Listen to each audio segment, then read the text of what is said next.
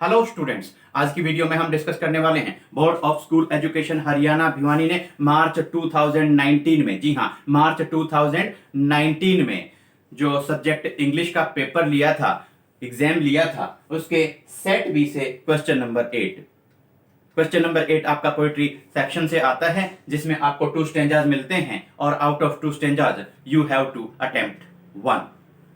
उसके नीचे 5 क्वेश्चंस आपको मिलते हैं and for every correct answer you get 1 mark. 5 question आपको मिलते हैं। 5 क्वेश्चंस के अगर आप सही आंसर्स देते हैं तो आपको 5 मार्क्स मिलते हैं। एक बात और थोड़ा सा हम करेक्शन करना चाहेंगे, भूल सुधार करना चाहेंगे। हमने अपनी प्रीवियस 1-2 वीडियोस में जब 2019 के बोर्ड पेपर्स को सॉल्व करके उनकी वीडियोस बनाकर अपलोड की हैं, तो वहां 1-2 वीडियोस में 1-2 जगह 2019 को 2009 बोला गया है, वो गलती से बोला गया है। हमने अपने YouTube चैनल पर 2009 का board of school education Haryana Bhiwani का कोई भी पेपर सॉल्व करके उसकी वीडियो अपलोड नहीं की है, तो जहां 2009 बोला गया है उसको आप 2019 ही समझेंगे। 2019। अब देखिए, इस पेपर को हम सॉल्व करते हैं। फर्स्ट हमारा स्टेंजा है, if strolling forth a beast you view. देखिए, जब मैं इस स्टेंजा को हम पढ़ रहे हैं तो आप ये पता लगाने की कोशिश कीजिए सबसे पहली बात तो कि ये पोएम कौन सी है, कौन सी पोएम से ये लाइंस ली गई है। If strolling forth a beast you view, beast wild animal, जंगली जानवर, स्ट्रोलिंग वॉकिंग, टहलना, फोर्थ फॉरवर्ड, आगे। अगर आगे बढ़ते हुए, टहलते हुए, अगर आगे चलते हुए, fourth a beast you view, अगर आपको कोई वाइल्ड एनिमल दिखाई दे जाता है, हुज, जिसकी hide, hide means skin, with spots, spots means धब्बे या चकते, is peppered, peppered means covered, जिसकी स्किन धब्बों या चकतों से कवर्ड है, ढकी हुई है। आपको ऐसा कोई वाइल्ड एनिमल दिख जाता है जिसकी स्किन, जिसकी खाल धब्बों से या चकतों से कवर्ड है। As soon as he has leapt on you, leapt means jumped, जैसे ही वो आपके ऊपर छलांग लगाता है, जैसे ही उसने आपके ऊपर छलांग लगाई, you will know it's the leopard, तेंदुआ। तो आपको पता लग जाएगा कि ये लेपर्ड है, ये तेंदुआ है। अब देखिए, टी से पहले कॉमा यूज किया गया है, इसका मतलब है it will do no good to roar with pain. अब ये आपके ऊपर जब छलांग लगाता है तो आप कितना भी दर्द से करहाएं, चिल्लाएं, इस लेपर्ड के ऊपर कोई असर, कोई फर्क नहीं पड़ने वाला है। He will only leap and leap again। वो तो लेप मीन्स दोबारा से जंप करना, फिर जंप करना। ये तो जो लेपर्ड है, ये तो बार बार फिर अलग अलग तरीके से आप कहें लेप एंड लेप अगेन, बार बार आपके ऊपर फिर से जंप करता रहेगा, छलांग लगाता रहेगा। हमारी ये जो पोएम है, what's the name of the poem? How to tell wild animals. How to tell wild animals, written by Carolyn Wells, CAROLYN, CAROLYN, Carolyn Wells, WELLS, Carolyn Wells. अब देखिए, हमारा फर्स्ट क्वेश्चन पूछा गया है, नेम द पोएम। पोएम का आपने नाम बतलाना है, तो आप क्या करेंगे? आपका आंसर हो गया how to tell wild animals. बार बार हर एक वीडियो में हम आप लोगों को बतलाते जा रहे हैं, आपका आंसर करेक्ट होगा, शॉर्ट होगा, अप्रोप्रिएट होगा, जो बिल्कुल सही है वही आंसर आप लिखेंगे। और आपको आंसर के अंदर कोई बहुत ज्यादा लेंथ डालने की या लंबा आंसर करने की कोई जरूरत नहीं है। जो पूछा गया है उसका बस आप आंसर कर दें और आपको फुल मार्क्स मिल जाते हैं।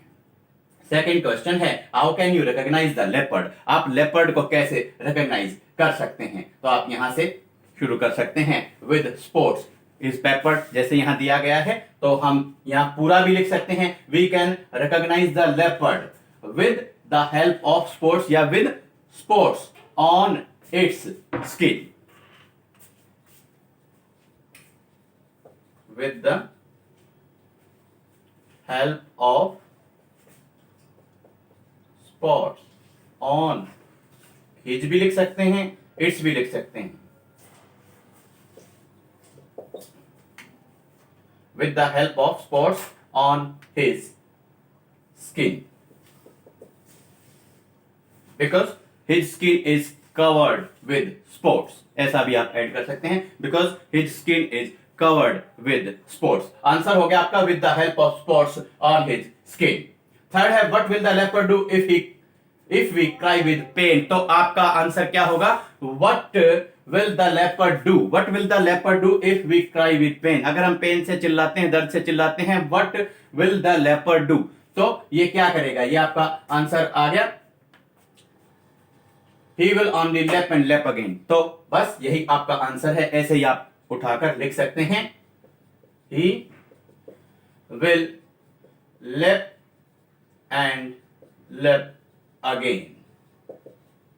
फोर्थ आपका क्वेश्चन पूछा गया है, what's the rhyme scheme in the stanza. इस स्टेंजा की राइम स्कीम क्या है, देखिए फर्स्ट हमारी लाइन है, if stalling for the beast you view, view last word है फर्स्ट लाइन का, इसको हम ए मान लेंगे, और जो हमारी नेक्स्ट लाइन है उसमें लास्ट वर्ड है पेपर्ड। व्यू और पेपर्ड की कोई राइमिंग यहाँ नहीं होती, कोई लयबद्धता नहीं देखी गई, तो पेपर्ड को हमने बी मान लिया। थर्ड लाइन में यू है, व्यू और यू राइमिंग वर्ड्स हैं, ये फिर से ए हो गया, फिर पेपर्ड लेपर्ड राइमिंग वर्ड्स हैं, ये फिर बी हो गया। अब पेन है, पेन की ना तो व्यू से ना यू से ना पेपर्ड से ना लेपर्ड से किसी के साथ में राइमिंग नहीं हो रही, इसको हमें सी मानना पड़ेगा। अब पेन गेन, ये फिर आपका सी हो गया, सी से राइमिंग हो रही है, तो अब हमारी राइम स्कीम होगी ए बी सी सी, और राइमिंग वर्ड्स आपके होंगे यू, व्यू, पेपर्ड, लेपर्ड और pain again.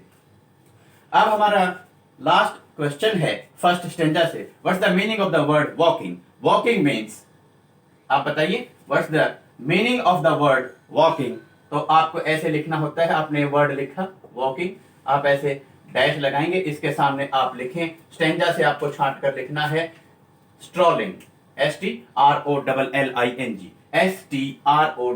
STROLLING। Walking means strolling, ऐसा भी आप लिख सकते हैं, या वॉकिंग डैश स्ट्रोलिंग, आप ऐसा लिख देंगे, टहलना या चलना। ये हमारा first stanza how to tell wild animals written by Carolyn Wells, जो हमारी पोएम है वहां से लिया गया था। इसके 5 क्वेश्चंस के करेक्ट आंसर्स हमने आपको बतलाए हैं। अब हम डिस्कस करेंगे, हमारा सेकंड स्टेंजा है, I heard an old religious man, but yesternight declared that he had found a text to prove that only God, my dear, could love you for yourself alone and not your yellow hair। अब देखिए यहां ये जो हमारी poem है, what's the name of the poem. सबसे पहली बात आपको ये अगर पता लग जाता है तो आपकी आधी प्रॉब्लम, आप कहें 50% प्रॉब्लम आपकी सॉल्व हो जाती है, क्योंकि जब पोएम का आपको नेम पता चल जाता है तो आपको उस पोएम से रिलेटेड जो भी मेन पॉइंट्स हैं, जो भी आउटलाइंस हैं, जो भी मेन कैरेक्टर्स हैं, उनका पता लग जाता है, तो आपको काफी सहूलियत रहती है आंसर्स करने में। नेम द पोएम, अब आपका ये नेम द पोएम पूछा है, ये फॉर एनी ग्रेगरी है। The name of the poem is for Annie Gregory, written by William Butler Yeats, WB Yeats, YE, जैसे poem William Butler Yeats, WB Yeats. लेकिन यहां पूछा नहीं गया what's the name of the poet, आपको बतलाना है what's the name of the poem, तो आपका आंसर होगा फॉर एनी ग्रेगरी, ये आपका आंसर हो गया। सेकंड आपका क्वेश्चन है, what did the religious man do. देखिए क्वेश्चन में डिड आया है, और फिर what did the religious man find, ये फाइंड वर्ब की फर्स्ट फॉर्म है। ऐसे जब क्वेश्चंस आते हैं तो आंसर की शुरुआत करते टाइम आपको ध्यान रखना है, क्वेश्चन का डिड आप रिमूव कर देंगे, वर्ब की फर्स्ट फॉर्म जो होती है उसको वर्ब की सेकंड फॉर्म में आप चेंज कर देंगे, तो आपको आंसर करना होगा the religious man found, the religious man found a text to prove that only God could love her for herself alone. I heard an old religious man, but yesterday declared that he had found a text. ये जो text की बात की जा रही है कि एक धार्मिक व्यक्ति को एक टेक्स्ट मिला है, एक बुक मिली है, रिलीजियस बुक मिली है। ये जो टेक्स्ट है ये क्या है, द बाइबल। तो ये आपका हो गया What did the religious man find? आप लिखेंगे the religious ज्यादा कुछ नहीं लिखने की जरूरत है। The religious man found a text, बस आप इतना लिख सकते हैं। ब्रैकेट में लिखना चाहें द बाइबल भी आप लिख सकते हैं, टेक्स्ट के बाद में बाइबल, द बाइबल, और फिर आप फुल स्टॉप लगा सकते हैं। थर्ड क्वेश्चन है who can love us for ourselves. अब हमें केवल हमारे लिए कौन प्यार कर सकता है। हु वाले जो क्वेश्चन होते हैं उनमें केवल आप हु का आंसर लिखें, बाकी क्वेश्चन की लाइन ऐसे कैसे आप ऐड कर सकते हैं। तो हमें कौन केवल हमारे लिए प्यार कर सकते हैं, आप लिख सकते हैं द गॉड या ओनली गॉड या गॉड, बस ओनली गॉड या the God can love us for ourselves और फुल स्टॉप आप लगा देंगे। Find word in the stanza rhyming with declare. अब डिक्लेयर से राइमिंग जिस वर्ड की हो रही है, लयबद्धता हो रही है, वो वर्ड है देखिए डिक्लेयर हेयर। तो आप ऐसे करेंगे DECLARE, DECLARE डिक्लेयर, और यहां आप लिख देंगे hair. I heard an old religious man but yesternight declared। यहां पर जो लवर है वो यंग लेडी को यानी कि एने ग्रेगरी को बतला रहा है कि पिछली रात को उसे एक धार्मिक आदमी मिला है, जिसे एक टेक्स्ट मिली है, जिसे द बाइबल मिली है, और उस टेक्स्ट, उस बुक, रिलीजियस बुक के आधार पर वो जो रिलीजियस मैन है उसने ये डिक्लेयर किया है that he had found a text to prove that only God my dear, कि केवल भगवान ही ऐसे होते हैं could love you for yourself alone, जो आपको केवल आपके लिए प्यार कर सकते हैं, जो केवल आपको आपकी इनर ब्यूटीज के लिए प्यार कर सकते हैं, and not your yellow hair, और जो आपको आपके येलो हेयर की बजाय, आपकी आउटर ब्यूटी की बजाय, आपकी इनर ब्यूटी के लिए, केवल आपको आपके लिए प्यार कर सकते हैं, वो अकेले पूरे के पूरे इस वर्ल्ड में, इस यूनिवर्स में कौन है? गॉड है। ये इस स्टेंजा की हिंदी हमने आपको बतलाई है, समझाई है। और डिक्लेयर से राइमिंग वर्ड हो गया हेयर। और आपका फिफ्थ क्वेश्चन है find a word in the stanza which means the same as book. Book जो वर्ड है इसके जैसा सेम मीनिंग किस वर्ड का है? आप यहां पर लिखेंगे that he had found a text. तो बुक का आप कहेंगे एक वर्ड जिसका बुक के जैसा ही सेम मीनिंग है, पर्यायवाची है, बुक, टेक्स्ट। स्टूडेंट्स, उम्मीद करते हैं how to tell wild animals and for Annie Gregory, दोनों ही पोएम से, दोनों ही स्टेंजास हमने आपके साथ में डिस्कस किए हैं, आपको समझ में आ गए होंगे। एग्जाम पॉइंट ऑफ व्यू से बहुत ही इंपॉर्टेंट आपके लिए रहने वाले हैं। आप अपनी नोटबुक्स में नोट डाउन कर लेंगे, लर्न और रिवाइज करते रहेंगे। एक बात का ध्यान रखना, हमने पहले भी अपनी प्रीवियस वीडियोस में बतलाया है, board of school education Haryana Bhiwani के जो प्रीवियस ईयर्स के पेपर्स हैं उनको जितना हो सके उतना आप रिवाइज कीजिए। बहुत सारे क्वेश्चंस आपको नेक्स्ट ईयर रिपीटिशन में मिलते हैं।